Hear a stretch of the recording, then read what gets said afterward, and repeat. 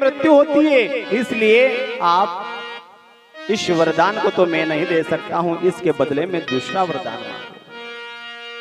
हिरण्यकश्यप कहने लगा कि महाराज, अगर मुझे अमर तत्व का वरदान नहीं दे सकते हो तो मैं दूसरा वरदान मांग रहा हूं, आपको देना पड़ेगा। ब्रह्मा जी ने कहा कि ठीक है, अमरता को छोड़ करके और दूसरा वरदान मांग लीजिए। तो आज हिरण्यकश्यप कहने लगा कि महाराज, मैं 12 महीनों में नहीं मरूं, चैत बैसाख जेठ अषाढ़ श्रावण भादो क्वार कार्तिक अगन पोष माघ और फाल्गुन, 12 महीनों में ना मरूं, 7 वारों में नहीं मरूं, मैं दिन में रात में किसी से भी नहीं मरूं, मैं घर के अंदर भी नहीं मरूं और घर के बाहर भी नहीं मरूं, मैं किसी शस्त्र अस्त्र से नहीं मरूं, मुझे कोई पशु या मनुष्य नहीं मार सके, ऐसा वरदान दीजिए। ब्रह्मा जी ने कहा कि तथास्तु। ब्रह्मा जी चले जाते हैं। हिरण्यकश्यप सोचने लगा कि देखो तो सही, मैंने एक अमर तत्व का वरदान मांगा था कि मुझे अमर कर दो, तो वो दे नहीं सके, और अब मैंने जो मांगा वही वरदान इन्होंने दिया। ये जो ब्रह्मा जी है, इनके सफेद बाल हो चुके हैं, ये बूढ़े हो गए, इनकी बुद्धि सटिया गई है। आज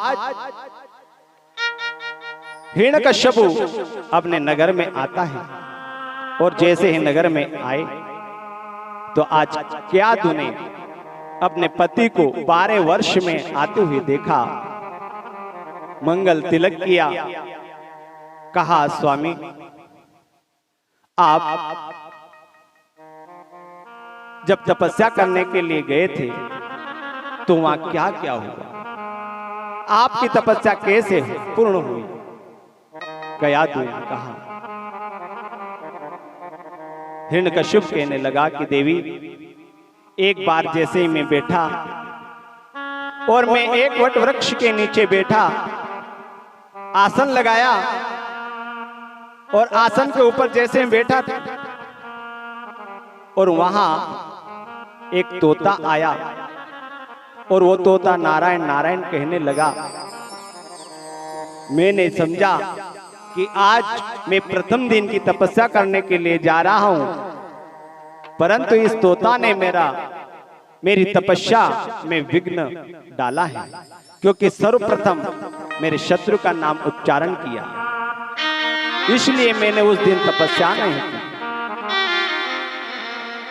केतु ने जब ये जाना कि आज मेरे पति ने प्रथम बार जीवन में पहली बार भगवान नारायण का नाम सुमिरन किया है, तो आज केतु पुनः हिरण्यकश्यप से वही बात कहते हैं कि फिर क्या हुआ, कि फिर क्या हुआ?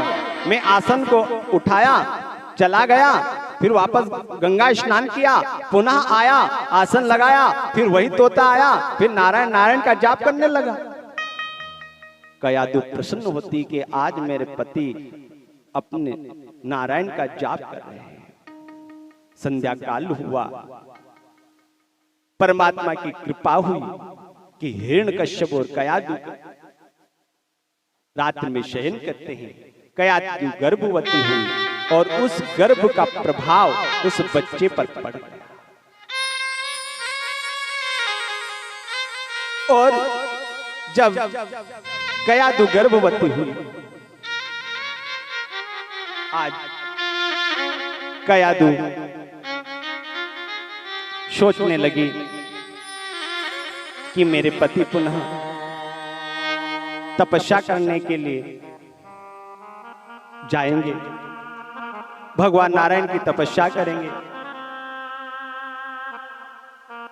तो आज मंगल आरती की और पुनः हिरण्यकश्यप तपस्या के लिए जाता है, और इधर देवता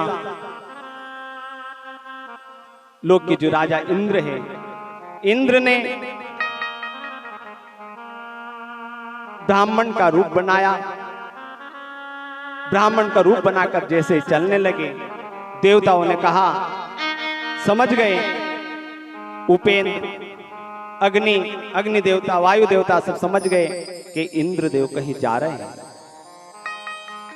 सभी देवता इंद्र के पास आते हैं, ब्राह्मण का रूप इंद्र ने बनाया हुआ है, इंद्र को पहचान लेते हैं। अग्निदेव ने, वायुदेव ने कहा कि हे इंद्रदेव, आप कहां जा रहे हैं?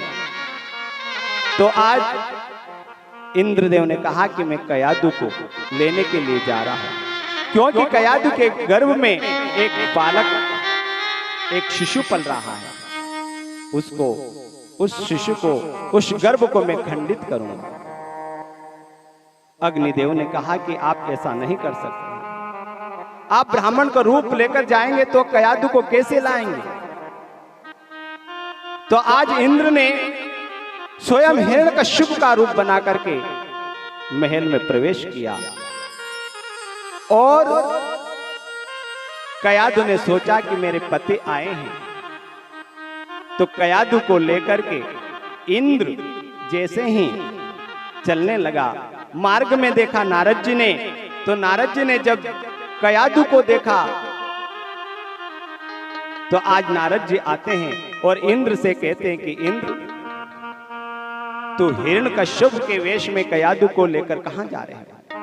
अरे तुम नहीं जानते हो, ये परमात्मा का अंश कयादु के गर्भ में परमात्मा का भक्त है, परमात्मा का भक्त,